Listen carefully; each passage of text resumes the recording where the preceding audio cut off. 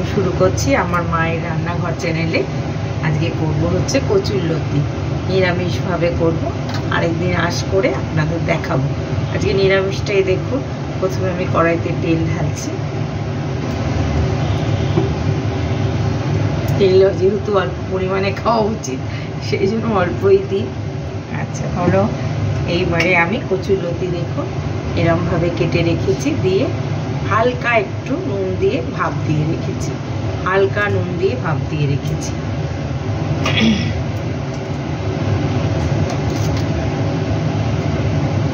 এবার আমি কাঁচা লঙ্কা চিড়ে নিই।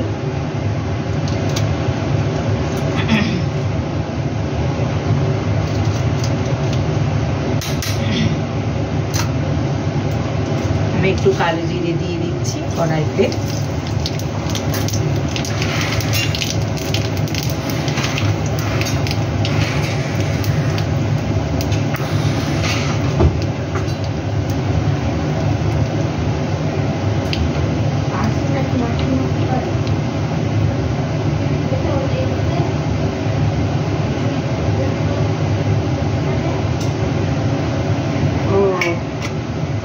হ্যাঁ দেখুন, তেলটা আমি একটু নাড়িয়ে নিলাম, তেল গরম হয়ে গেছে।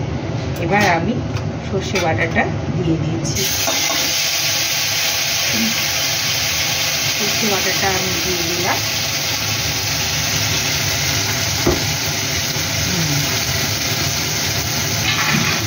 সর্ষে বাটাটা দিয়ে আমি এবার নাড়ছি। না হালকা সর্ষে বাটাটা ভালো ভাজা হবে। আমি দুটো কাঁচা লঙ্কা দিয়ে দিচ্ছি। এবার একটু হলুদ গুঁড়ো দিয়ে দেবো।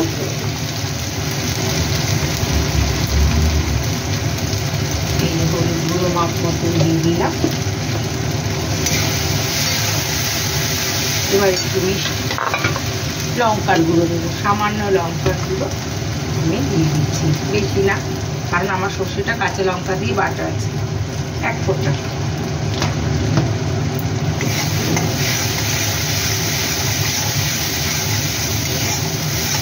নুন দিয়ে, সর্ষেটা নুন আর কাঁচা লঙ্কা দিয়ে বাটা আছে, তাই বন্ধুরা এখন নুন দিচ্ছি না। আর কচুরলতিটাও ভাপ দিয়ে নুন দিয়ে করা, তাই নুন এখানে দিলাম না।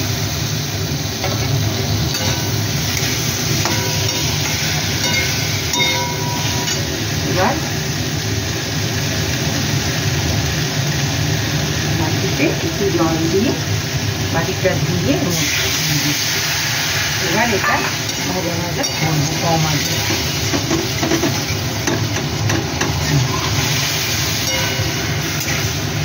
এটা কম আগে ভাজা ভাজা হবে।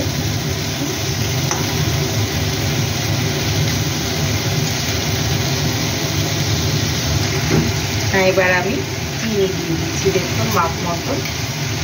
একটু কচুরলতিতে একটু চিনি, মিষ্টি না হলে যেহেতু নিরামিষ, যদি আমি চিংড়ি মাছ বা পেঁয়াজ দিয়ে করি তাহলে মিষ্টিটা কম দিই। যেহেতু এটা মানে বুনো জিনিস, একটু মিষ্টি না দিলে টেস্ট আসবে না। এইভাবে কচুরলতি নাড়তে থাকবো, কচুরলতিটা যাতে না গলে যায়। হ্যাঁ, কচুরলতিটা গলে গেলে টেস্ট আসবে না। এবং কম আঁচে করে করে কচুরলতিটা ভাজতে থাকবো।